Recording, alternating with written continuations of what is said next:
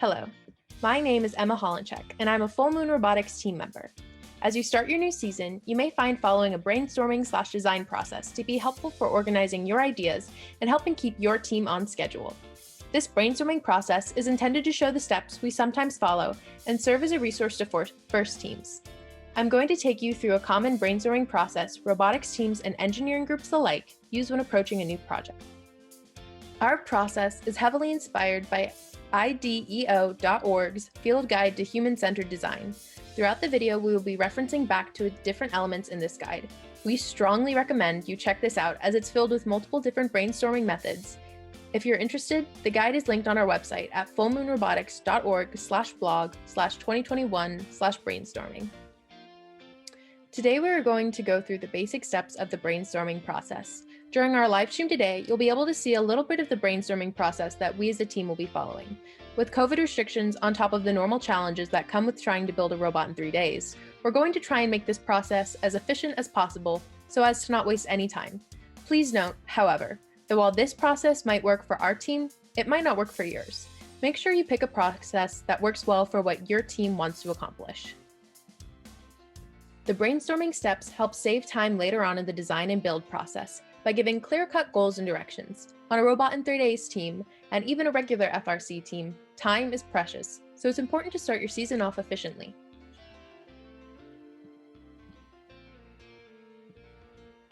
Before you can start brainstorming, you have to know what the problem is that you're facing. While this can be a challenge for certain engineering groups, FIRST generally makes this the easiest step for its students. A good first step is to watch the game reveal and download the game manual so that you both understand the game and have the first provided resources to refer back to. After watching the kickoff video, write down all of the problems/challenges FIRST is created for students to address. We like to use the Frame Your Design Challenge worksheet, which can be found on page 33 of the Field Guide to Human-Centered Design. Its different sections are perfect for going through the brainstorming process while keeping ideas organized. I know this year is different, but the same process still applies. The purpose of writing everything down is to make sure you've caught everything and don't miss a vital challenge. Be sure to double check you have every challenge written down. It might be hard to incorporate changes later on in the process, so it's best to catch any overlooked problems now. After your team has identified the challenges, it's a good idea to organize them into categories to help with prioritizing later on in the process. Some common organization strategies include separating challenges into which part of the game they fit under, i.e. autonomous, teleop, or endgame, and separating them into action categories like drive-focused, shooting-focused, or special mechanism-focused. Organizing now can help later on when your team is deciding between strategies and also between dual-purpose mechanisms. This season, our team will be adapting this step to identify the problems with last season's robot to see what we can improve upon whilst also incorporating new FIRST challenges released. If your team is planning on improving upon last season's robot, it is still an option to start the brainstorming process over by scratch. But again, it all depends on what works best for your team. The next step in the brainstorming process is to specify requirements. When brainstorming for this year's challenge, it's best to refer back to the game manual. FIRST is listed out the specifications for each challenge in the game manual, and anything you might have questions on can be asked/answered in the FIRST official forum or on other unofficial public forums like Chief Delphi. Now, because FIRST has provided these resources, it's not necessary for you and your team to write everything down that's in them, but it is important that you have an understanding of what is asked of your team. To help make this step easier, some teams designate a rule/strategy team member who keeps track of all of the specifications throughout the season and follows FIRST official channels for any updates that might arise.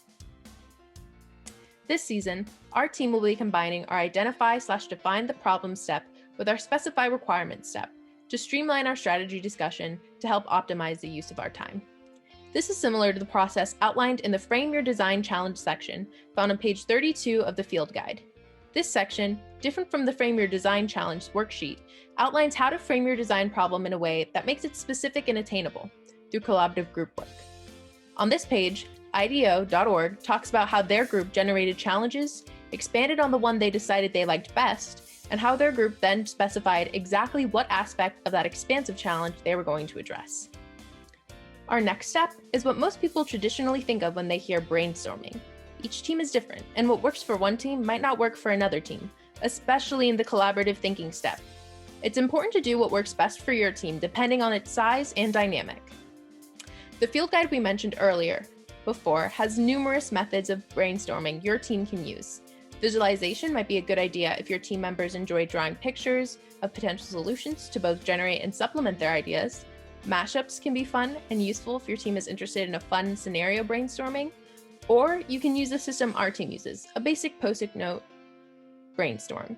You can read more about these and other brainstorming techniques starting on page 97 of the field guide.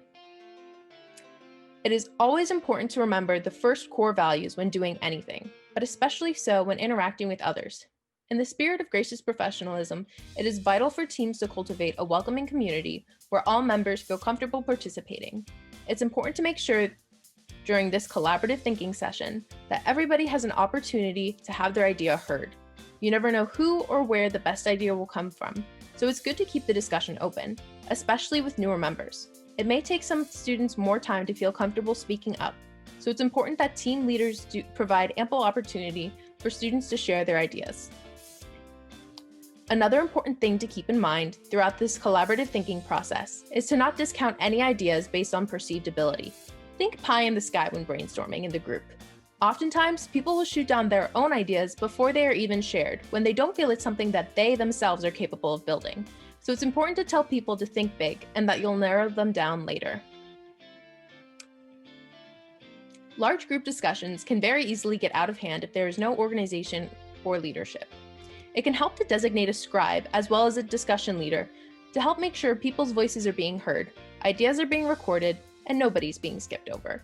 Both in person and over Zoom, this can be accomplished by sharing a note page, either on your computer, or writing on a whiteboard in a central location so that all team members can see what's being written down and make sure that their idea is being recorded. For more guidance on how to make the collaborative thinking section more inclusive for all team members and more efficient, check out the rules on page 95 of the field guide.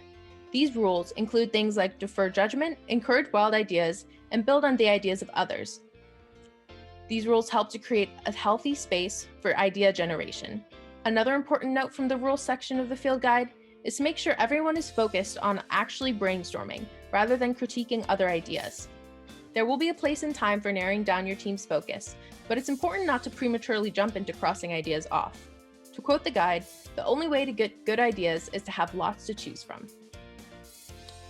Due to our team's hybrid format, we will be using Discord for all participants, both on-site and online, to allow for both small group discussions and large group discussions.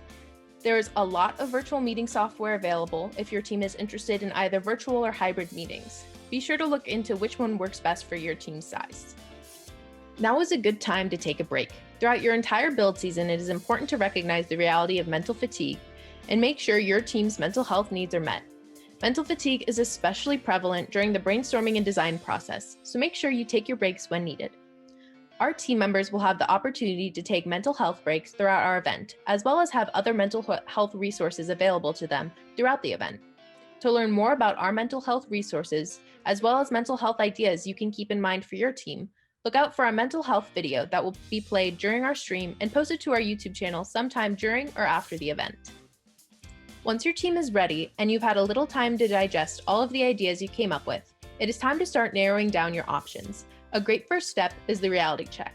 While every team would love to have a robot that can complete all the challenges flawlessly, unfortunately, we live in a world with only so much time and only so many resources. Some things to keep in mind for your team's reality check is team skill level, time, material resources, and COVID restrictions. This does not mean to discard any mechanism that might be challenging, but it's important to weigh your team's overall skill level with the other restrictions placed on your team. Time is a huge restriction, especially in the era of COVID. While Stop Build Day was removed in the 2020 season, the uncertainty of the world we live in means time given for robot work and team gatherings may be limited or cut short.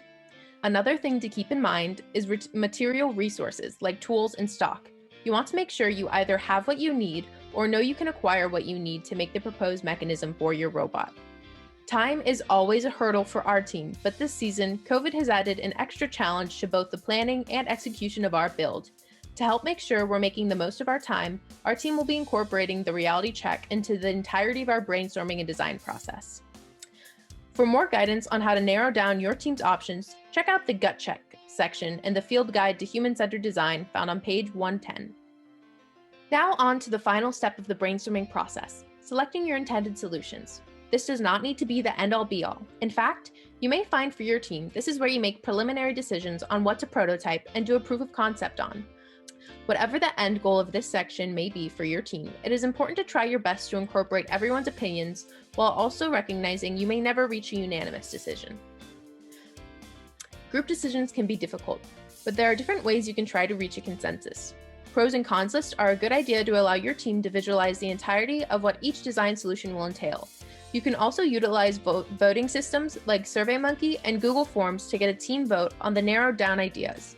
Your team might also find that you can't seem to narrow it down any farther and you'll have to start your prototyping first.